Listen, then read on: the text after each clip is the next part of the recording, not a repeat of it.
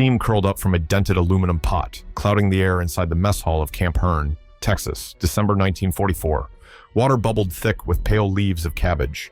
The smell sharp yet strangely sweet. Knives struck cutting boards with rhythm, the metallic ring echoing between the tin walls. Outside, frost glazed the dirt. Inside, men who once marched under the sun of North Africa now sat in striped uniforms, their boots caked with red Texas mud. A young German lieutenant, once proud of his Africa Corps insignia, leaned back, lifted his chin, and smirked. "Americans boil even their pride, it seems," he said, loud enough for others to hear. The laughter that followed was dry, clipped, half born of arrogance and half born of emptiness. Steam blurred their faces, softening the edges of men who had once barked orders across deserts.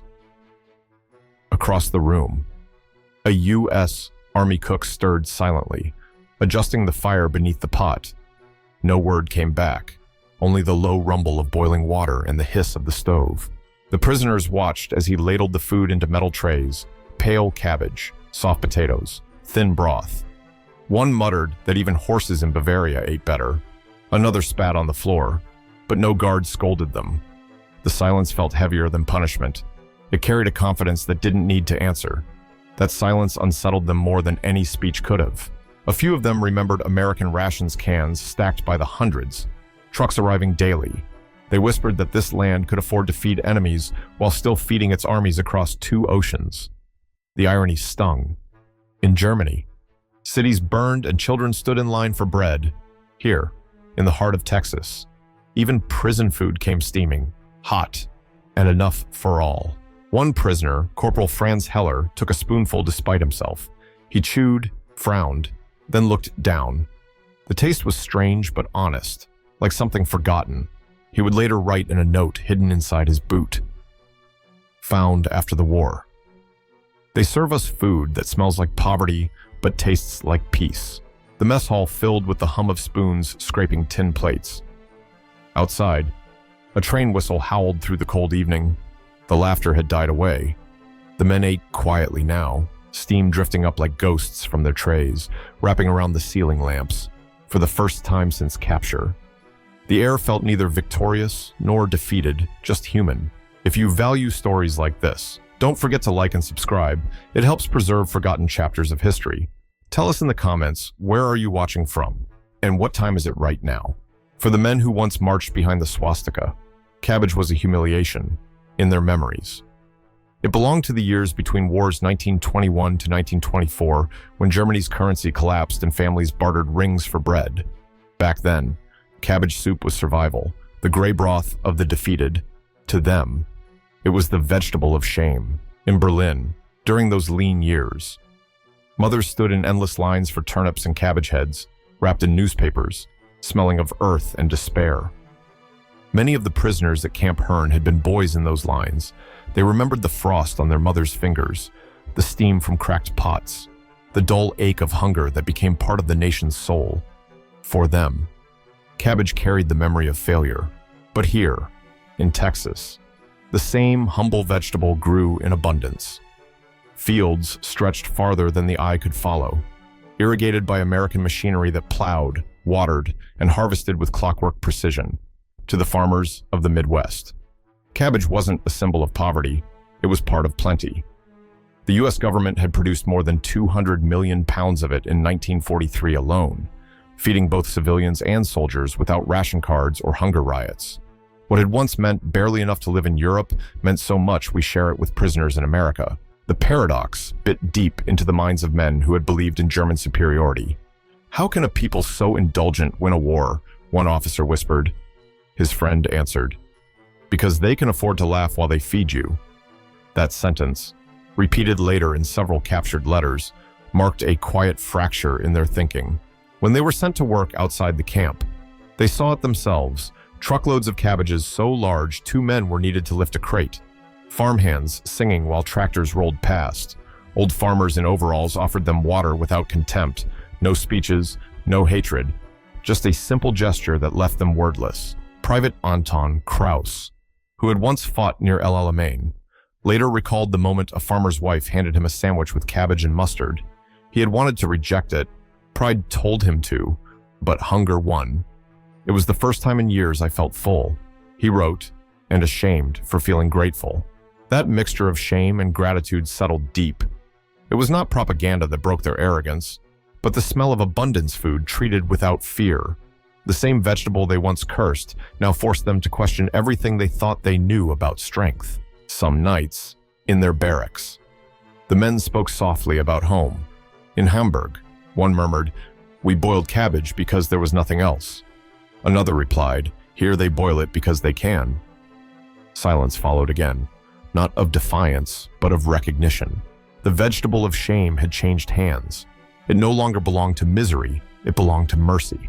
When the pot opened again the next day, the air in the camp shifted. The same cabbage, now seasoned with salt and a hint of butter, sent a wave of scent curling through the kitchen and out into the barracks. One man, sitting alone at the corner table, looked up and froze. He was Gefreiter Otto Weber, 24, captured near Salerno, once a radio operator who had believed his homeland invincible. The smell struck him harder than any blow. He closed his eyes, and the noise of the camp faded. In its place came the soft hum of his mother's voice in Bavaria, the clatter of enamel plates, the song Lily Marlene drifting from a neighbor's radio. He could see her hands, red from washing, stirring a pot just like this one. Every memory he had buried under months of marching, defeat, and captivity rose to the surface through that simple scent. The guards didn't notice, but the men around him did.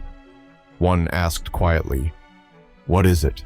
Otto answered, almost in a whisper, "It smells like home." His spoon trembled. He didn't eat at first. He just breathed. The irony hit him. The same smell he had once mocked now made his chest ache with longing. Around him, laughter softened. The others stared at the same bowl as if seeing it anew. For a moment, the camp walls disappeared. The wind outside carried the sound of distant trains, and the evening light slipped through the windows, glowing gold against steam. Someone began humming the tune Otto had remembered. The sound was faint, uncertain, but it traveled down the row like a quiet confession. Years later, one surviving diary from Camp Herne included a short entry believed to be Otto's, "I thought I hated the smell of boiled cabbage. Now I realize I only hated what it reminded me of everything we lost." The psychological shift was invisible yet irreversible, through scent, not sermon. The prisoners rediscovered fragments of humanity stripped away by ideology. The cabbage became something more than food. It was memory, reconciliation, the ghost of peace.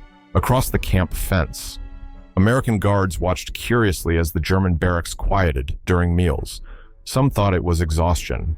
Others sensed something subtler, a strange nostalgia settling into men who had once carried the war in their eyes. That night, Otto sat on his bunk, tracing the outline of his mother's face from memory. A fellow prisoner teased him gently, still dreaming of her cooking. He smiled faintly. "Yes," he said. "For the first time, I can smell it again." Outside, a cold wind blew through the camp, carrying the last traces of cabbage and smoke. For a brief moment, the scent of home floated freely between enemy flags. Private Jack Miller had worked kitchen duty since 1942, a farm boy from Kansas. He'd learned to cook from his mother, who could stretch one chicken into 3 meals. By 1944, he was ladling stew for hundreds of German prisoners, men who laughed every time he brought out another pot of cabbage. Their jokes didn't bother him. What struck him was the bitterness behind their laughter. He'd seen hungry men before. Laughter was just another way of hiding hunger. The next morning, Miller woke early. He stood alone in the camp kitchen as the first light crept across the stovetops. He thought about those German faces, young, proud, too proud to admit they liked the food they mocked. He rummaged through the pantry and found a small tin of butter, a few grains of nutmeg from a parcel his sister had sent, and a handful of onions. He melted the butter slowly, stirring it into the boiling pot.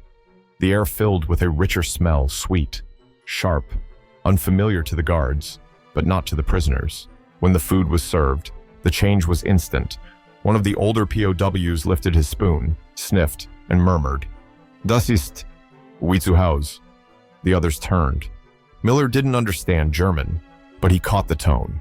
He smiled and kept ladling. The younger soldiers ate silently this time. No jokes, no smirks. It wasn't surrender, it was something smaller, deeper, recognition. That afternoon, while washing the pots, Miller caught one of the prisoners standing by the doorway, hesitant. The man finally said, "That Cabbage, you cook like a German woman." Miller chuckled. "Guess hunger speaks the same language." The prisoner nodded. "It does," he said, then walked away. In his diary that night, Miller wrote, "Fed them again, same cabbage, but with butter." They didn't laugh. Maybe they remembered something. His entry would later be found among the camp records. A note of quiet rebellion, not against an enemy, but against indifference. Among the guards, word spread that the Germans had stopped mocking the food. Some said Miller was too soft. Others called him clever, winning respect with nothing but a spoon. The truth was simpler. His act wasn't kindness for praise. It was instinct. He knew that dignity often returned through the smallest gestures, through warmth, through smell. When the next meal was served, no one jeered. A few even nodded to Miller in the serving line. Across the mess hall, a single phrase passed from table to table, whispered in German, "Heute schmeckt es nach zu Hause." Today, it tastes like home. That night, the guards heard laughter again, not mocking this time, but quiet, genuine, almost human. It came from the same men who once refused to taste what they thought beneath them. The rebellion had succeeded, but it wasn't against orders. It was against hate. By late February 1945, the winter sun over Texas was gentler, but the camp still breathed cold in the mornings. Inside the mess hall, steam rose again from the pot, but this time no one mocked it. The cabbage was served in dented bowls, the same as always, yet something had shifted. The line of prisoners moved slowly, quietly. When the food reached the long wooden tables, no one rushed. A young soldier, barely 20, ladled a second scoop for himself, then hesitated. Sitting beside him was Sergeant Otto Weber, pale and thinner each week since his fever. The young man pushed the bowl toward him without a word. Otto looked at him, surprised, then nodded once and accepted. Around them, spoons clinked softly, breaths mingled with the low hum of the stove. Not a single word was exchanged. That small gesture carried more than food, it carried understanding. The act of sharing, forbidden by pride only months ago, now moved through the room like a quiet current. The guards didn't interrupt. They sensed this silence was not rebellion, but something sacred. Outside, the camp's loudspeaker played faint jazz from a Houston station. The sound mingled with the hiss of steam, the clatter of dishes, and the muted rhythm of hundreds of men rediscovering a forgotten ritual to eat without hate. The camp chaplain, who sometimes joined the meals, wrote in his weekly note to headquarters, "There was a stillness today I've not seen since the first arrivals. It was not fear nor fatigue. It was peace pretending to be routine." That same night, an American guard named Lewis scribbled in his pocket notebook, "Strangest thing the Krauts eat like church folk now. Quiet, careful." One helped another finish his portion. They didn't even look like soldiers anymore. The cabbage, that humble vegetable, had done what sermons, leaflets, and lectures could not. It dissolved the invisible wall between captor and captive. Each bowl passed down the table became an unspoken apology between enemies. As daylight faded, the smell lingered in the air, warm, earthy, faintly sweet. Steam rose and curled toward the sunlight filtering through the small windows. The camera of memory would have caught it perfectly, the faint glow on their faces, the shared breath between spoons, the human pulse returning after so much silence. The world outside was still at war, but inside that wooden hall, something had ended already. And for you watching this, if you had been there, in that room, would you have shared your bowl too? Or would pride have kept your hands still? Spring came slowly that year. By April 1945, news of the Reich's collapse drifted across the camp like distant thunder. The prisoners listened in silence during roll call, eyes fixed on the dirt, hearts caught between disbelief and relief. At night, whispers moved through the barracks, rumors of Berlin burning, of families scattered, of a homeland that no longer existed. But in that emptiness, something new took shape. One evening, the camp received an invitation from a nearby farm family. It was Easter weekend, and Mrs. Hayes, whose sons were both serving in the Pacific. Asked to host a small dinner for a few well-behaved POWs who had worked her fields. Her husband hesitated, but she said simply, "They've worked hard, and they look tired, and let them sit at a table for once." So 6 Germans were chosen, among them Otto Weber, the young radio operator who still carried his mother's song in his memory.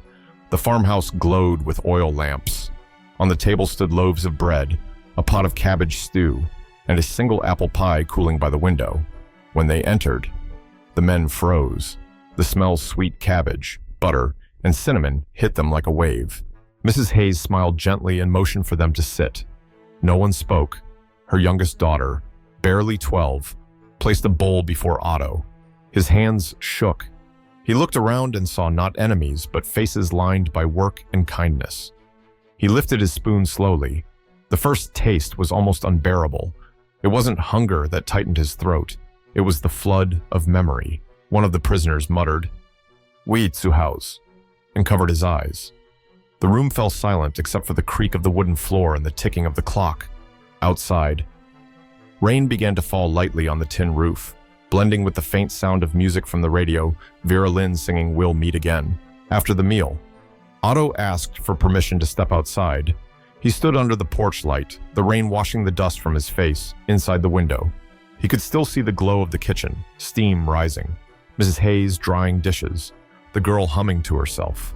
In his mind, it was Bavaria again, his mother at the stove, cabbage boiling, peace still possible. He closed his eyes and let the smell carry him home. That night, back in camp, he wrote on a scrap of paper smuggled from the farm, "We ate as guests tonight. No guards, no fences in the taste, only the smell of cabbage, and a kitchen warm enough to melt the war away. Tell me, if you had sat at that table, would you have eaten in silence, or would you have said thank you?" In the summer of 1946, the last German prisoners began their journey home. The war was over, but the world they returned to no longer resembled the one they had left. Towns lay in rubble, bridges sagged into rivers. In Hamburg, entire blocks smelled of ash instead of bread. Rations were thin, one loaf of bread to last a week, sometimes a few potatoes, sometimes nothing at all. The survivors of captivity carried with them memories that no one at home understood: the quiet dignity of American farms, the strange kindness of strangers, and above all, the smell of boiled cabbage rising through warm kitchens. Otto Weber stepped off a train near Bremen in October 1946. His mother's house was gone, reduced to a blackened foundation. He found her weeks later in a refugee camp, frail but alive. When she saw him, she laughed and cried at once, holding his face with trembling hands. "You've come home thin," she said, "but alive." That night, in a borrowed kitchen, Otto lit a small fire with broken furniture from the camp parcel he'd carried across the ocean. He took a few leaves of dried American cabbage, a gift from the Hayes family, carefully pressed and wrapped in wax paper. He dropped them into a pot with water and salt. The smell filled the small space like a ghost from another life. His mother looked up in wonder. "It smells clean," she whispered. He smiled faintly. "Yes," he said, "it smells like mercy." All across Europe, men like Otto returned changed in ways their families couldn't see. They spoke of how American farmers shared food, how guards offered blankets, how a single meal could quiet hatred more effectively than years of slogans. Diaries found decades later told the same story in different words. "We arrived proud and starving. We left humble and fed. Some became teachers, some farmers, some silent laborers, rebuilding cities they had once dreamed of conquering." When asked years later what he remembered most about his captivity, Otto answered simply, "The kitchens. They were warm." By 1953, in a narrow street in Hamburg, he opened a small diner called Zum Warmen Herd at the warm stove. On cold days, the windows fogged over with the same kind of steam that once rose in the camp mess hall. The special of the day was always the same cabbage stew with nutmeg and butter. One afternoon, an American tourist stopped by and asked, "Why cabbage?" Otto wiped his hands on his apron, smiled gently, and said, "Because once, in a prison far away, it smelled like home. Outside, the city hummed again, trams, laughter, the sound of rebuilding. The steam from his kitchen drifted out into the street. curling into the cold air like a message carried on time itself. Wars end on paper, but peace, real peace, begins in the smell of a warm kitchen, years later. Long after the barracks of Camp Hearn had been torn down and the fences rusted into history, the stories remained carried in diaries, letters, and the memories of men who once called themselves enemies. The smell of boiled cabbage, once a symbol of shame and defeat, had become something timeless, something that outlived uniforms and ideologies. When historians later traced the transformation of German prisoners in American camps, they expected to find lessons in propaganda or punishment. Instead, they found it in kitchens, in quiet acts of humanity, in the ladle of a farm boy who refused to hate. It was not the lectures on democracy that softened hardened soldiers, but the proof of it simmering in a pot food enough for all, served without spite. Private Jack Miller returned to Kansas after the war. He built a diner with his savings and called it the Open Table. On the wall, beside his mother's recipe for cabbage stew, he framed a faded note written in careful German handwriting. For once, the enemy cooked like home. He never learned who had written it, but he said that every time he stirred the pot. He remembered that silence in the mess hall when laughter gave way to gratitude. Otto Weber, in Hamburg, did the same in reverse. His cafe smelled of cabbage and butter, his hands older but steady. He never forgot that night in Texas when kindness had spoken through flavor. He used to tell his customers, some wars end not when soldiers surrender, but when they taste something human again. The story of those men was not about defeat or victory, it was about rediscovery. In the warmth of kitchens, they found the truth stripped of flags and slogans that people who can feed their enemies can also feed peace. Even today, if one stands on the fields near Hearn when the wind shifts just right, it's said you can still smell the faint sweetness of cabbage and smoke. Perhaps it's memory, or maybe it's mercy lingering in the soil, refusing to die, because wars, after all, end with silence. But peace always begins with the smell of something cooking.